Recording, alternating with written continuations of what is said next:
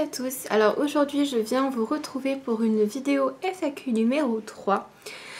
Donc il y a quelques semaines je vous avais demandé de me laisser des questions donc, sur un post que j'avais fait sur YouTube et un post que j'avais fait sur Instagram. Donc aujourd'hui je vais tout simplement venir y répondre pour que vous appreniez un petit peu mieux à me connaître, toujours dans cette démarche. Donc on va commencer par les questions qui m'ont été posées sur YouTube.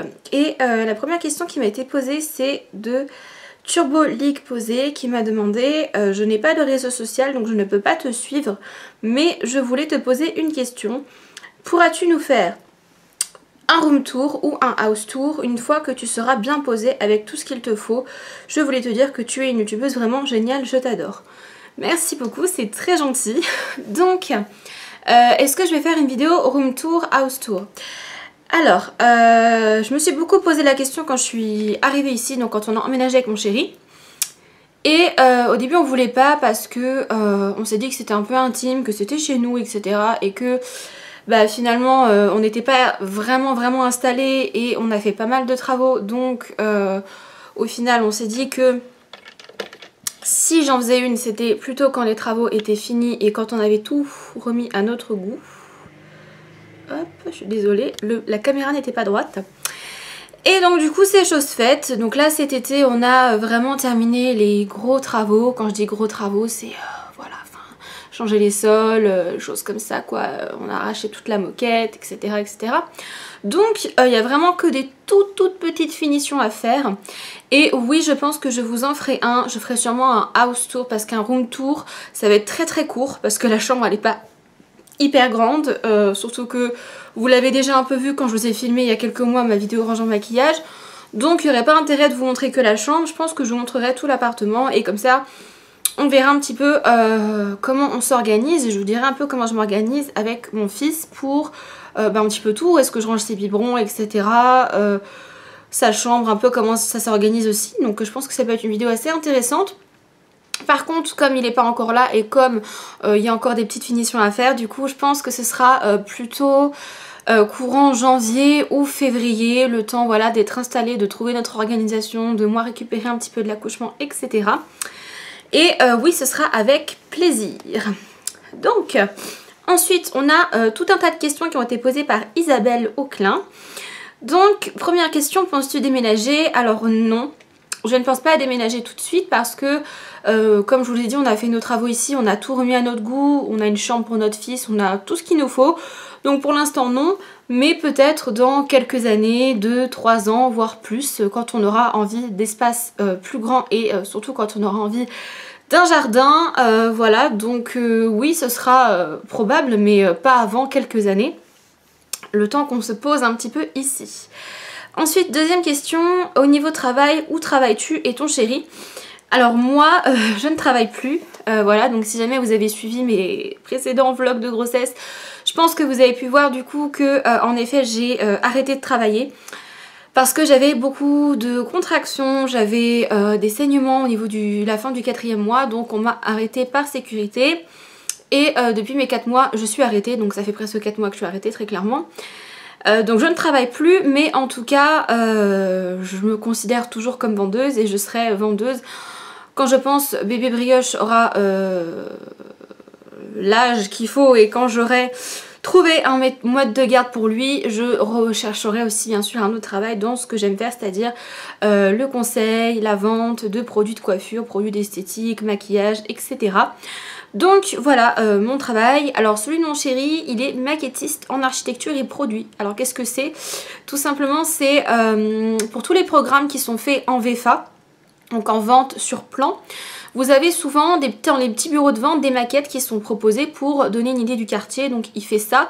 Mais il peut également être amené à faire des choses pour l'État, par exemple des plans d'hôpitaux ou des choses comme ça, enfin des maquettes d'hôpital, etc. Et également il arrive de plus en plus en ce moment qu'il ait des grandes marques du coup qui font appel donc à son entreprise, enfin c'est pas la sienne mais c'est l'entreprise à laquelle il travaille, vous m'avez compris, à l'entreprise dans laquelle il est pour faire par exemple tout ce qui est merchandising. Donc merchandising c'est quoi? C'est tout ce qui sert par exemple pour les publicités. Donc ça peut être des flacons de parfum XXL qui sont présentés dans des publicités, ou par exemple des vitrines ou des petits présentoirs par exemple pour une marque qui ouvre un stand dans un magasin de parfumerie ou qui ouvre son propre magasin par exemple. C'est déjà arrivé qu'il travaille pour plusieurs grandes marques luxueuses dont je ne peux pas citer le nom et dont je ne peux même pas vous montrer de photos parce que tout est classé confidentiel, donc j'ai pas du tout le droit d'en parler, mais croyez-moi que si je pouvais vous en parler, je vous montrerais tout ce qu'il fait parce que il travaille notamment pour des marques qui sont présentes chez Sephora et il a travaillé aussi pour une marque avec une fameuse semelle rouge, pour ne pas la citer. Donc il a fait plusieurs présentoirs pour cette marque, vraiment très très joli. Donc voilà, ça lui plaît beaucoup et moi aussi parce que du coup ça nous permet, lui des fois il m'informe du coup de choses qui vont sortir ou de nouveaux parfums ou de nouveaux produits parce qu'il lui arrive de faire du coup les packaging pour les publicités et les vitrines en avance. Donc ça nous fait un sujet de discussion commune et finalement j'aime beaucoup ce qu'il fait, donc voilà. Ensuite, une autre question de la Miss: comment toi et ton chéri vivez-vous cette grossesse, cette nouvelle grossesse par rapport à la perte de votre petite Fanny? Alors, compliqué. C'est une question qui est compliquée à répondre. Pourquoi? Parce que maintenant qu'on sait que notre fils va bien, très certainement que je vais dire qu'on le vit bien. Après il reste des moments bien sûr où comme tout le monde on a des coups de blues, ou des fois on y pense un peu plus, ou des fois on s'imagine comment aurait été la vie avec notre fils et notre fille qui serait encore là. Voilà, donc c'est surtout, voilà, on s'imagine des choses, on se fait un peu des films, je pense, ce qui est normal.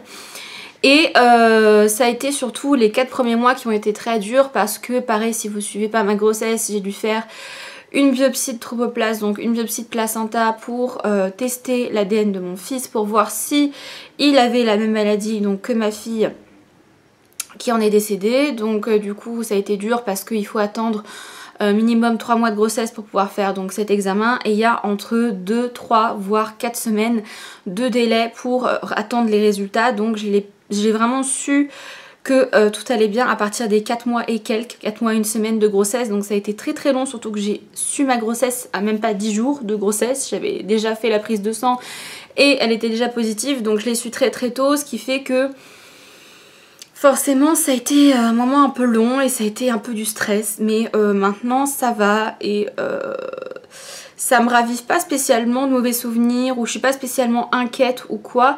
Bien au contraire, ça me rappelle des bons souvenirs de ma première grossesse et voilà, je me dis que c'est une nouvelle aventure, que maintenant tout est différent, que ça va bien se passer et j'angoisse pas plus que ça.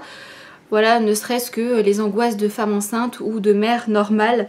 Donc voilà, je dirais que ça va maintenant, mais que ça a été compliqué pendant les mois où on n'a pas su si notre bébé allait bien. Et une autre question encore d'Isabelle qui me demande: penses-tu à changer de voiture? Donc non, je pense pas à changer de voiture parce que tout ce qu'on a acheté et tout ce qu'on a changé en fait dans nos vies, on l'a pensé parce qu'on savait qu'on voulait un deuxième enfant. Donc on a tout anticipé. Moi par exemple, j'avais une Seat Ibiza 2, donc vous irez voir sur internet ce que c'est vraiment les vieilles voitures. J'avais ça pour mes 2 premières années de permis parce qu'on est majoré par les assurances, donc ça coûte très très cher d'avoir n'importe quelle voiture et de se l'assurer. Donc pour une petite merguez comme ça, je payais je crois 130 € d'assurance, donc j'ai pris la voiture la plus simple et la plus fiable possible. Donc je l'ai gardée pendant 2 ans et demi, presque 3 ans. Et l'année dernière, j'ai changé de voiture, je me suis acheté une voiture qui me faisait un peu plus plaisir et un peu plus moderne. Où il y avait donc le chauffage, la clim, la radio avec les commandes au volant, enfin voilà toutes les choses qu'on a maintenant dans les voitures qui sont entre 2005 et 2019 quoi. Donc je me suis acheté un coupé cabriolet, mais j'ai réfléchi et j'ai regardé les comparatifs automobiles et les revues automobiles sur tous les cabriolets qui étaient dans mes budgets pour savoir lequel avait la plus grande capacité au niveau du coffre pour pouvoir y mettre une poussette bien sûr, et qu'on ait assez de place derrière pour que je puisse, même quand il sera un peu plus grand, quand il aura 2-3 ans et qu'il sera plus devant et qu'il sera derrière, donc sur la banquette arrière, quand même avoir un peu de place. Donc au final j'ai choisi une 307cc, j'ai été voir la voiture, j'ai regardé le coffre, j'ai pris des mesures et j'ai comparé avec la place que j'avais dans mon ancienne voiture. Et très clairement, il y a beaucoup plus de place dans ma voiture actuelle que dans mon ancienne voiture. Donc non, tout va bien, je pense pas changer de voiture et voilà, donc j'aurai un bébé en cabriolet, mais voilà, c'est tout à fait possible et le coffre est étonnamment très très grand et vraiment en longueur en fait, donc on peut mettre pas mal de choses et niveau profondeur il y a de la place, puisque comme il y a de la place pour mettre la capote quand vous décapotez, bah c'est vachement profond aussi, donc la poussette elle rentre nickel, même avec des sacs de course ça passe, donc top. Et dernière question de la Miss Isabelle Auclin, futur projet tatouage ou piercing? Alors, piercing non, parce que j'ai pas plus d'envie que ça, j'ai fait beaucoup de piercing, j'en ai eu sur les oreilles, j'ai eu les oreilles écartées, j'ai eu le septum, la narine, la langue, sous la langue, j'ai eu tous les piercings que je voulais avoir, il n'y a plus rien d'autre qui me tente pour l'instant. Et niveau tatouage par contre, oui, j'ai des projets. Donc quand j'aurai accouché, quand j'aurai l'argent qu'il me faut, et quand j'aurai le temps tout simplement, puisque avec un enfant ça va être compliqué les premiers mois, je vais finir mon bras. Enfin, parce qu'il faut savoir que, hop, je vais essayer de me mettre un peu plus de loin. Donc cette pièce là, c'est un fan qui dort en fait enroulé sur lui-même, en position couchée. Et ce petit tatouage là, je l'ai fait quand je suis tombée enceinte donc de ma fille, je ne savais pas que j'étais enceinte. Je l'ai fait donc au mois de mars 2016. Donc après je suis tombée enceinte, il y a eu la grossesse et finalement il n'y a pas besoin de retouche, donc je ne suis pas retournée faire de retouche. Mais entre temps du coup mon tatoueur avait déménagé et était parti sur une autre région. Donc j'ai pas pu finir le projet avec lui et j'étais en attente de sous et aussi en attente de trouver un tatoueur auquel j'ai confiance en fait pour lui confier la fin de mon projet. Donc il y a un tatoueur qui a ouvert dans la ville dans laquelle j'habitais à l'époque et j'ai été un peu voir ce qu'il faisait. J'ai attendu 3, 4, 5, 6 mois qu'il y ait des personnes qui donnent un peu leur avis et qu'il y ait des retours d'expérience. Et je suis allée me faire tatouer donc au mois de mars 2019, donc de cette année, ici. Donc c'est pas facile à vous montrer. Hop là. Je me suis fait tatouer un renard qui est assis sur ses pattes arrière. Ça c'est un recouvrement parce que à ce niveau là avant j'avais 2 phrases mais ça collait pas en fait avec le thème général que je voulais donner à mon bras qui est les animaux de la forêt et le thème automnal etc. Donc ça collait pas trop les phrases, donc j'ai enlevé les phrases, je lui ai demandé de le recouvrir par dessus et le seul tatouage que j'ai laissé c'est celui de ma fille bien sûr parce que ça il y restera. Donc le projet ça va être de finir du coup mon bras, donc de refaire une grosse pièce ici et une grosse pièce ici et bien sûr de combler avec tout un tas de petits éléments qu'on trouvera ensemble. Donc voilà pour le projet tatouage ce que j'ai. Et bien sûr plus tard aussi faire le prénom de mon fils ou la date de naissance de mon fils ou un tatouage pour lui comme j'ai fait pour sa sœur, il n'y a pas de raison. Donc voilà pour les questions de Isabelle Auclin. Ensuite, des questions de Nepta KN. Je ne sais pas comment trop se prononce ton pseudo, tu m'excuseras. Bonjour, comment vis-tu cette nouvelle grossesse? Donc, j'ai déjà répondu, je ne vais pas répondre du coup. Et elle me demande, as-tu des futurs projets? Je suis une nouvelle abonnée et j'adore le naturel de ta chaîne. Très bonne continuation ma belle. Alors merci beaucoup. Et futur projet, bah il n'y a rien de fou, tout simplement. Ça va être d'accueillir notre fils, d'avoir notre petite routine, notre petite vie à 3 qu'on n'a pas pu avoir avec notre première fille parce que pour tout un tas de raisons, pareil, je vais pas tout redire dans cette vidéo mais vous avez toutes les vidéos qui expliquent sur ma chaîne un peu ce qui s'est passé. Donc pour ma première fille, j'ai pas eu l'occasion d'avoir une vie de famille, je vivais seule et mon copain vivait de son côté parce que niveau appartement, on avait tous les deux des petites surfaces, c'était très compliqué. Donc on n'a pas pu vivre ensemble, on se voyait uniquement les week-ends et ça a été très très dur parce qu'on n'a pas pu vraiment profiter de notre fille comme une famille classique. Donc moi j'étais seule avec elle en semaine et on se retrouvait juste pour le vendredi et le samedi soir. Donc c'était assez compliqué, donc là ça va être surtout de profiter à fond de la famille qu'on construit. Et pour plus tard, quand j'aurai, c'est ce que je vous disais, trouvé une place en crèche ou quand on m'appellera pour une place en crèche ou si c'est trop long, je chercherai une assistante maternelle ou une nourrice, trouver un travail parce que pour moi c'est hyper important de s'épanouir dans le milieu professionnel. Et voilà, trouver un travail dans lequel je m'épanouisse, je vois du monde, voilà, donc comme ça je serai épanouie sur tous les plans, plan amoureux, plan familial, plan professionnel, tout ira. Et voilà, c'est les seuls projets que j'ai, c'est quelque chose finalement de très très simple. Ensuite, j'ai une question, donc là plutôt capillaire, de Christelle Titel. As-tu une préférence pour Olaplex ou Schwarzkopf pour la réparation des cheveux? Merci d'avance, bisous. Alors je ne sais pas si quand tu m'as écrit ce commentaire, tu parlais de Olaplex, la technologie Olaplex en général, qui a été faite sous plusieurs marques, parce qu'il y a Schwarzkopf qui a sorti Fibreplex, on a Urbanplex de Urban Kératine, on a Revoplex, on a plein de marques qui ont sorti donc leur Olaplex, j'ai envie de dire. Donc est-ce que si c'est dans ce sens-là j'ai une préférence? Je vais dire oui, même si la technologie et le principe restent le même et c'est efficace dans toutes les marques que vous trouvez, c'est la même efficacité. La seule chose qui va changer, ça va être la disponibilité, c'est-à-dire où est-ce que vous allez pouvoir trouver les produits, le prix, la quantité et surtout le fait d'avoir les produits qui entretiennent votre soin après. Moi ce que j'aime beaucoup chez Olaplex, c'est déjà vous le trouvez soit sur leur site à eux qui est français, donc c'est plutôt facile à se procurer, ou chez Bleu Libellule, il y a plus de 200 magasins en France, donc très clairement c'est facile de s'en procurer aussi. Vous avez également chez Olaplex donc un rapport quantité qualité-prix qui est quand même pas négligeable parce que c'est un des kits les moins chers sur le marché et un des premiers, il faut savoir se le dire aussi. Et également ce qui est bien c'est que vous avez toute une gamme de produits d'entretien après pour entretenir le soin. Donc si vous voulez vraiment vous faire une routine complète avec le kit 1 et 2, le masque avant shampoing, le shampoing, l'après-shampoing, la crème et l'huile, vous pouvez tout à fait acheter les 7 produits ou au contraire ne choisir que le masque sans rinçage ou de choisir le masque avant lavage ou de choisir que le shampoing. Bref, vous êtes libre de faire ce que vous voulez et ça permet de convenir à un maximum de personnes. Donc moi j'ai une préférence quand même pour Olaplex. Voilà. Donc c'était tout pour les questions qui m'ont été posées sur YouTube et maintenant on va passer aux questions qui m'ont été posées sur Instagram. Donc sur Instagram, les questions qui m'ont été posées donc de la part de Virginie77. Concernant tes changements capillaires, que pense ton chéri? A-t-il une préférence de couleur ou aimerait-il que tu arrêtes? Alors, 3 questions du coup, je vais répondre aux 3 questions. Donc concernant mes changements capillaires, que pense mon chéri? Très clairement, rien du tout.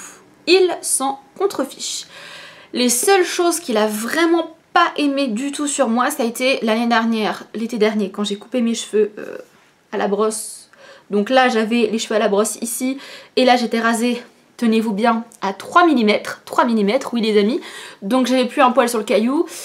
En plus j'avais des cheveux blond platine voire blanc, donc sur les côtés on aurait vraiment dit que j'étais chauve.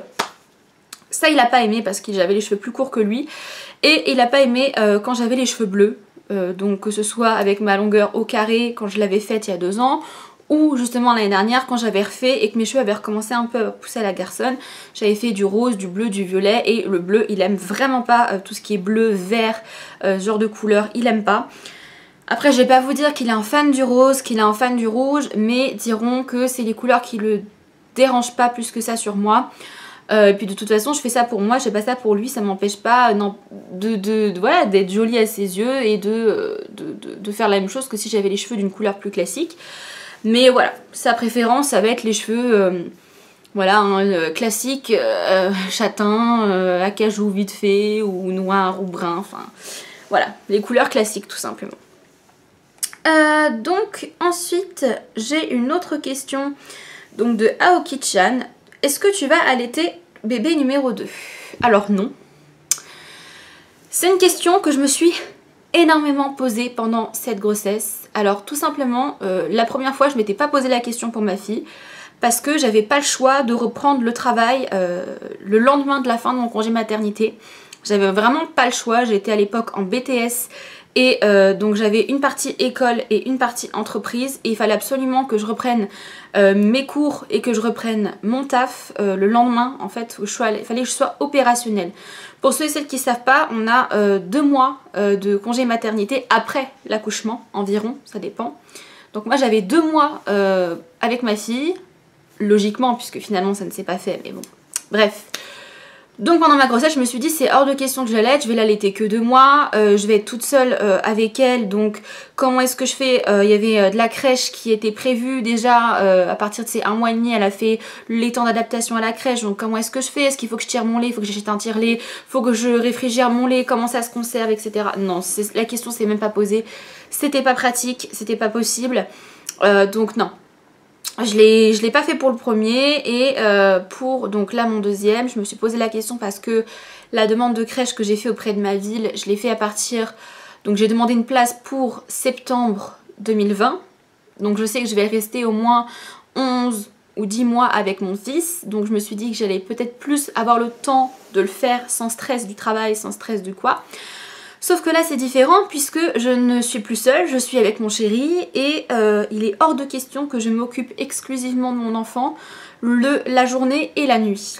C'est pas possible. Moi je l'ai déjà fait pour ma fille, certes ça a été une alimentation au biberon mais j'ai été toute seule avec ma fille, donc la journée puisque je ne travaillais pas et la nuit parce qu'on n'habitait pas ensemble. Et je peux vous dire que c'est pas un rythme que je pourrais assumer très longtemps.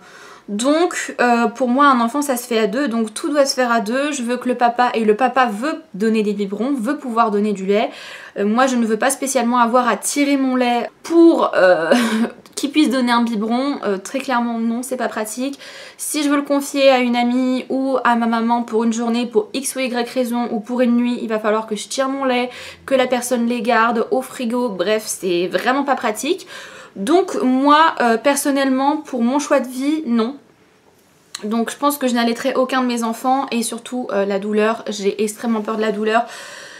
Très sincèrement mon corps est déjà entre guillemets ravagé par la grossesse, on a des vergetures, de la cellulite, des varices, voilà, la seule chose qui n'a pas été touchée par ma grossesse c'est mes seins et j'aimerais les garder en bon état sans avoir plein de crevasses et de cicatrices partout, ça me fait vraiment trop peur, donc non. Ça c'est pas compatible avec mon mode de vie et ça veut pas dire que je suis contre, hein. Il y a plein de personnes qui le font et moi j'admire, hein. Voilà, ma belle-mère l'a fait pour ma demi-sœur, enfin il y a plein de personnes dans ma famille qui l'ont fait et bah, c'est respect, mais il faut que voilà, il y a 2 façons de nourrir vos bébés et voilà, les 2 existent et tout va bien, il n'y a pas de souci, il n'y aura pas de carence, ne vous inquiétez pas. Et ensuite, dernière question de Sabani Riab. Deux déjà choisi le prénom donc, de bébé 2? Donc oui, on a choisi ces 3 prénoms. Donc simplement les deux autres prénoms donc, seront le prénom donc, de nos papas, moi de mon père et du père de mon chéri. Et le premier prénom, on le tient secret pour l'instant jusqu'à la naissance. Parce qu'on avait envie de base de garder ça un peu secret pour nous, on voulait être un peu privilégié de savoir comment il s'appelait, donc il n'y a personne dans notre famille qui sait comment s'appellera notre fils pour l'instant, donc vous le saurez sur les réseaux sociaux en même temps que tout le monde quand je posterai la photo de mon fils quand j'aurai accouché, bientôt j'espère. Et donc voilà. Donc voilà pour cette petite vidéo FAQ numéro 3, j'espère qu'elle vous aura plu. Je ne vais pas faire trop de montage pour cette vidéo parce que c'est une vidéo FAQ tout simplement. Donc voilà, c'est une vidéo que vous avez en plus des autres puisque cette semaine j'ai quand même posté 3 vidéos, ça m'a demandé pas mal de temps, je vous avoue, mais j'ai beaucoup de choses à vous montrer et j'ai énormément de vidéos à tourner. Donc je me suis dit, comme je suis à la maison, comme je ne travaille pas, comme je m'ennuie un petit peu, c'est vrai, autant s'investir un peu plus sur YouTube et que ça vous profite si ça vous intéresse de regarder cette vidéo du coup. Donc pour l'instant il n'y a pas de vidéo FAQ 4 qui sera prévue, ou alors pas avant au moins 1 an et demi, 2 ans.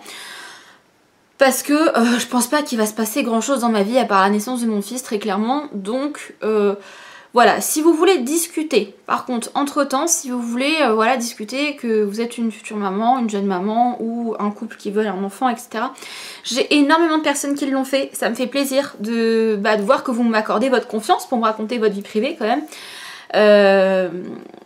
Vous pouvez me contacter soit sur Instagram, donc vous avez toujours mes réseaux sociaux en barre d'infos et à la fin de la vidéo, ou par mail, voilà, et via ces 2 façons-là de me contacter, vous pouvez me raconter votre histoire si vous voulez vous confier, si peut-être moi avec mes expériences que j'ai eues, je peux vous aider, ou je peux vous aiguiller, ou je peux vous donner mes conseils ou mes ressentis sur certaines choses, allez-y. Alors je suis pas médecin, je suis pas psychologue, mais peut-être que voilà, l'expérience une jeune maman, une jeune future maman qui a déjà vécu pas mal de choses dans sa vie malgré le fait qu'elle n'ait que 22 ans peut vous aider. N'hésitez pas à discuter. J'ai au moins 5 ou 6 abonnés qui l'ont fait depuis ces 2 derniers mois, donc ça m'a fait extrêmement plaisir.